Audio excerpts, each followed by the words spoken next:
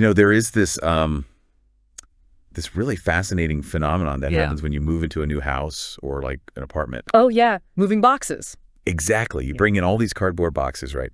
And for that first week, they're just these massive physical obstacles, like actual intruders in your living space. Right. You're constantly tripping over them. Yeah. Cursing them, actively working every single evening to, empty them and break them down. Because they demand your immediate attention. I mean, cognitively and physically. Right. A box in the middle of a hallway is just this glaring disruption to the daily flow of your life. Right. But then think about what happens to that one last box. The one... Oh, the miscellaneous box. Yes. The one with like random cables or old books. You just sort of push it into the corner of the guest room. And after a month, it's like it stops being a box. It really does. After a year or say 7 years, it's practically a load-bearing wall. It just becomes part of the furniture. Yeah, it completely blends in. And if you were to actually open it at that point, I mean, it wouldn't even be unpacking anymore. It would be like launching a full-scale archaeological expedition. It's so true.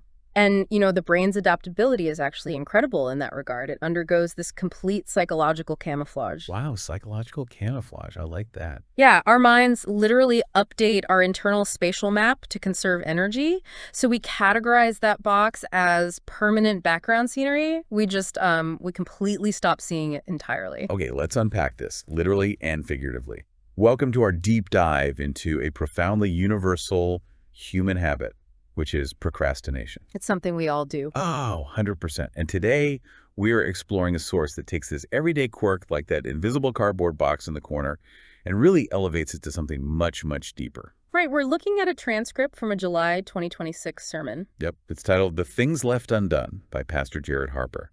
And our mission for this deep dive is to look at the fascinating psychology and the underlying spirituality behind why we delay. And how ignoring those early warning signs impacts us. Exactly. How it impacts our brains, our souls, and how we can finally, move from mere intention to actual action. And the framework provided in this source is incredibly potent. I mean, whether you're listening to this from a deeply religious background or you're coming at it from a purely secular psychological perspective. Mechanics are the same. Exactly. The underlying mechanics are identical. We're looking at a razor-sharp analysis of human avoidance, how we systematically form destructive habits by just doing nothing. And that terrifying cognitive paralysis, right? That constant waiting for the magical right time. Yes, that is a huge part of it. So to start, the material anchors itself in these highly relatable physical manifestations of delay. Like, we talked about the unpacked box, but there's also the burned out light bulb. Oh, the classic light bulb. You know this one intimately.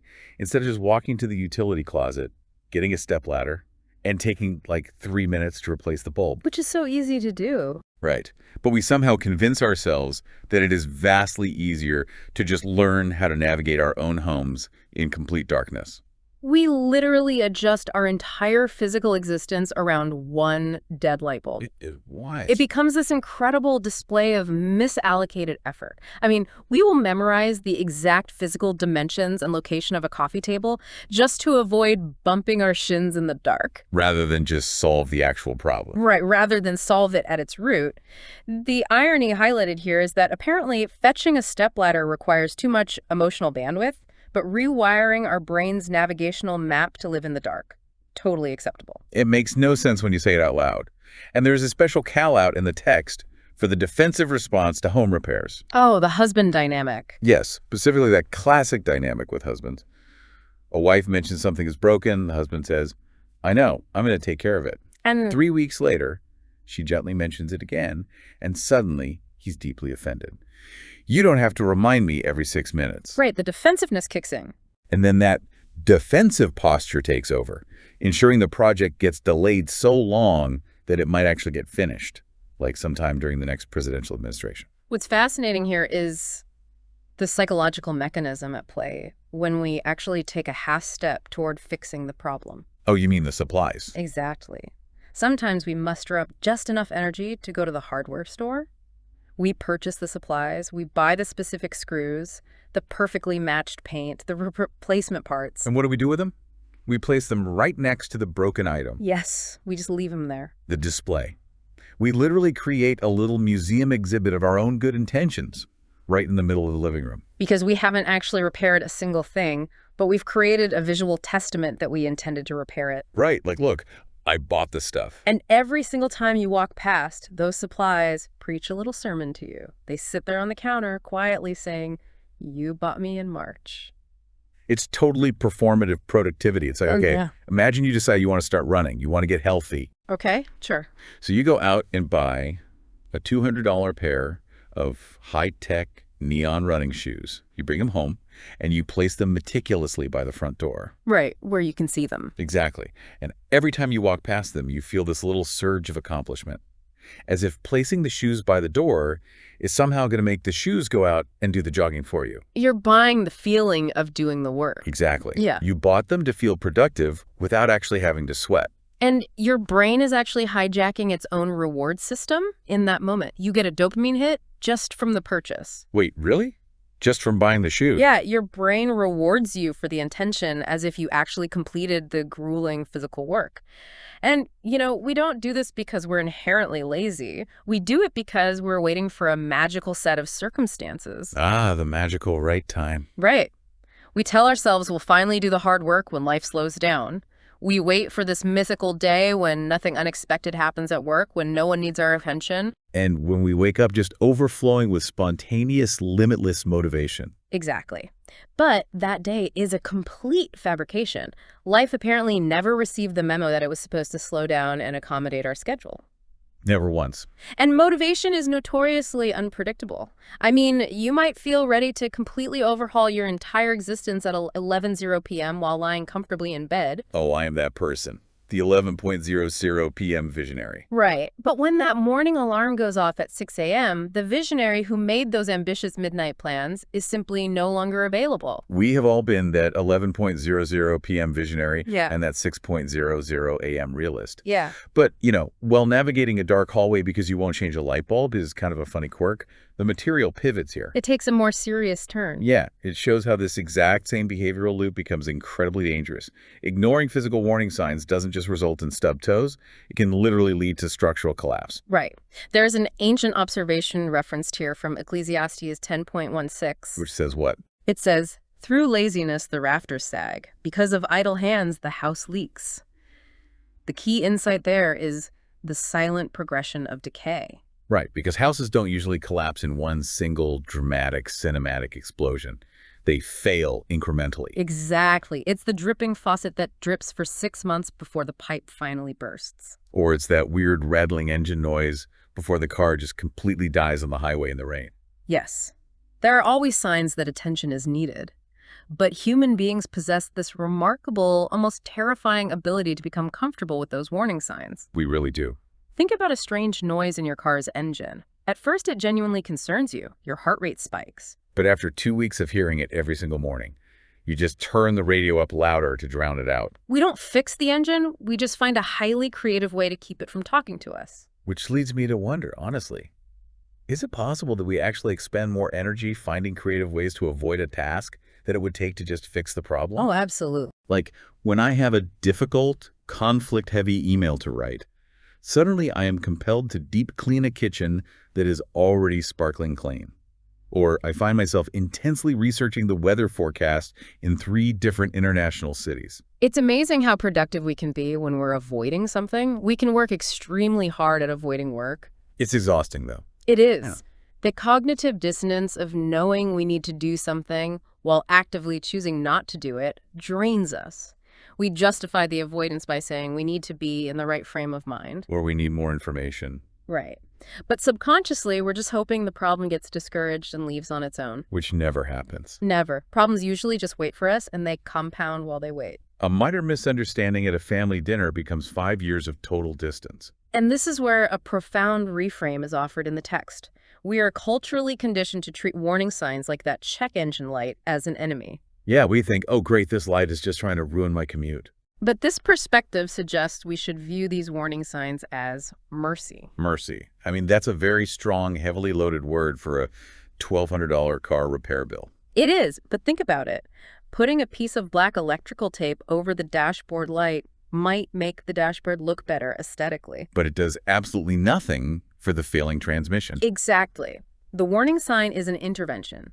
It is a targeted opportunity to act before a manageable, localized issue metastasizes into a catastrophic, life-altering crisis. Okay, so if we have this deeply ingrained neurological tendency to ignore warning signs in the physical world, with our cars, our roofs, our plumbing, it stands to reason that we apply the exact same avoidance strategies internally. Precisely. If our brains will literally rewire our spatial mapping to ignore a broken light bulb, what happens when the broken thing is our emotional health or primary relationship? We postpone matters of the soul just as easily as we postpone fixing a loose doorknob. We do. There's a quote from James 4.17 used here.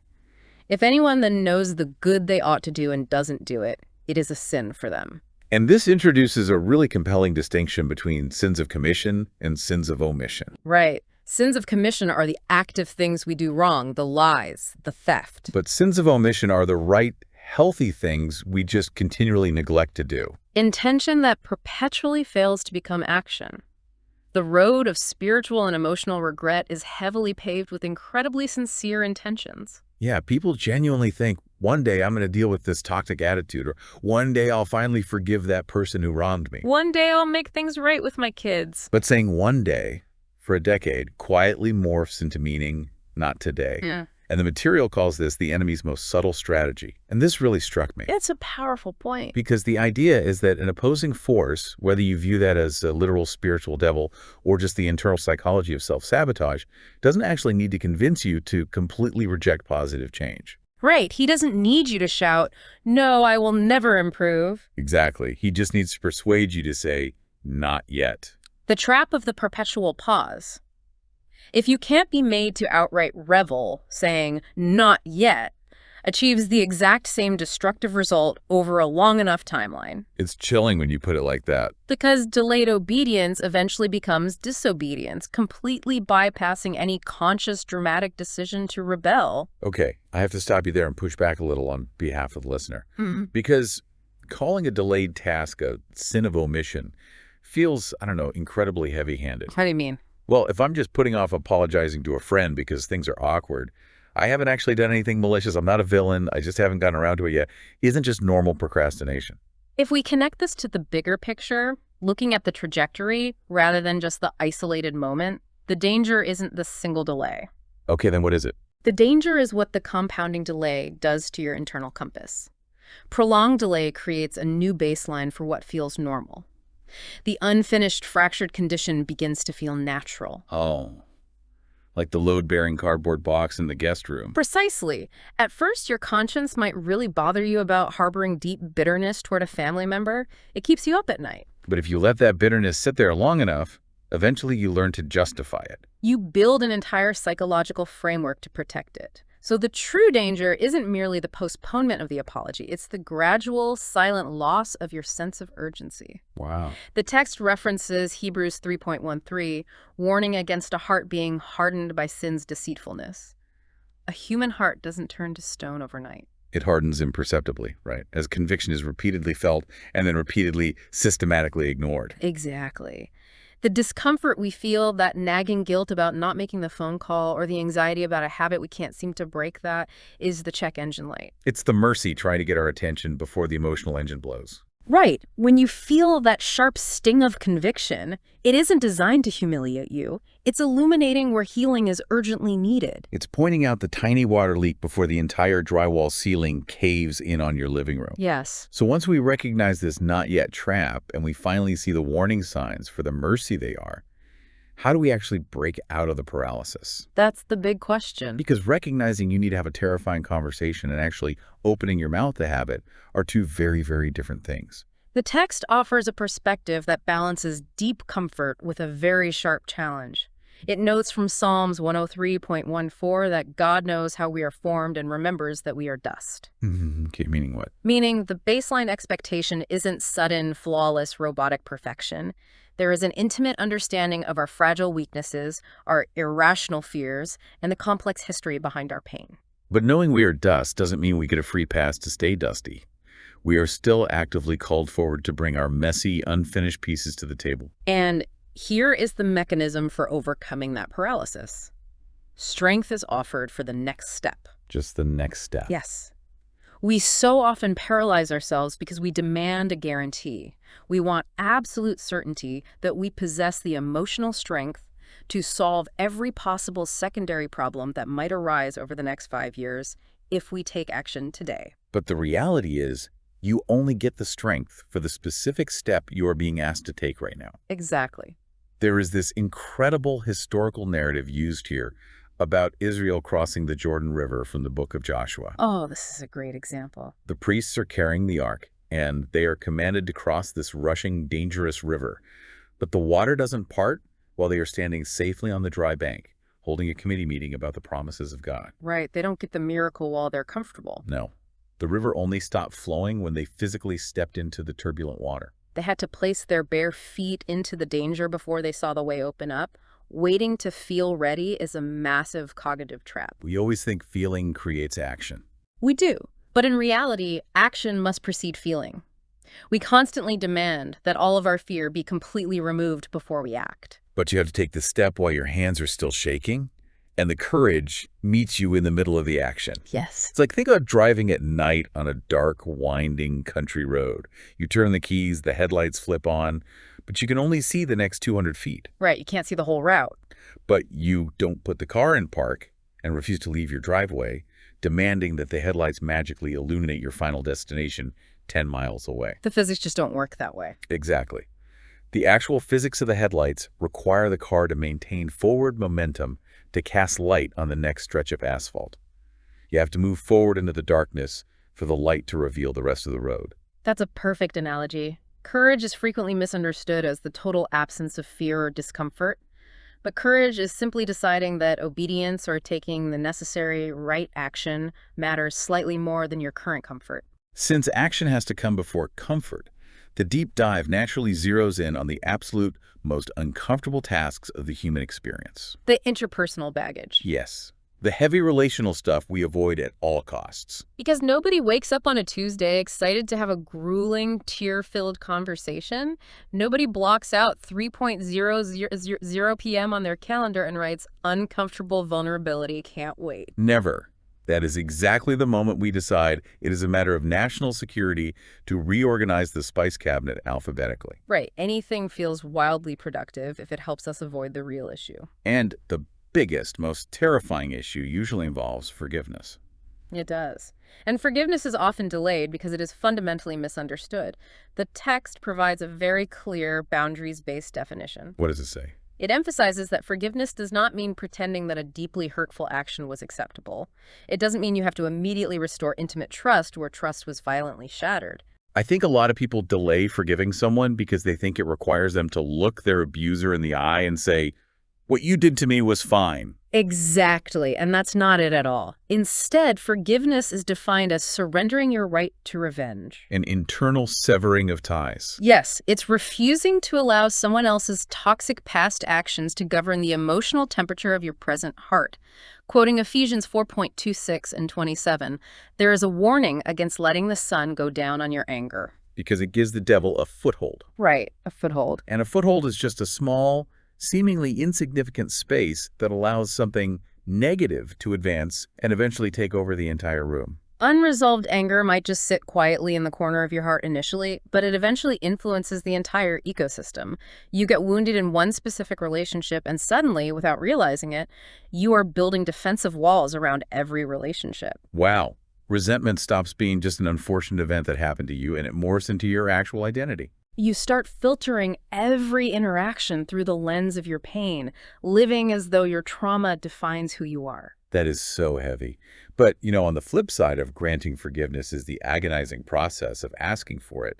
The source goes after this so perfectly with the concept of the fake apology. Oh, the PR apology. Yes, the classic PR move where we look at someone and say, "I'm sorry you were offended." Which is incredibly common, heavily utilized in corporate statements and family fights alike, and quite frankly, completely, utterly ineffective. So what does this all mean? What does this phrase actually mean?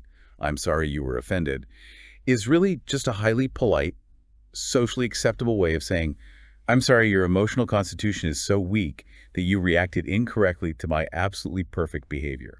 That is so accurate.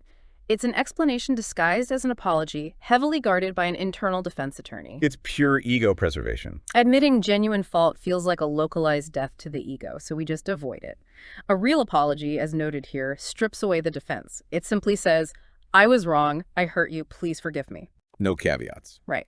Proverbs 28.13 is cited, noting that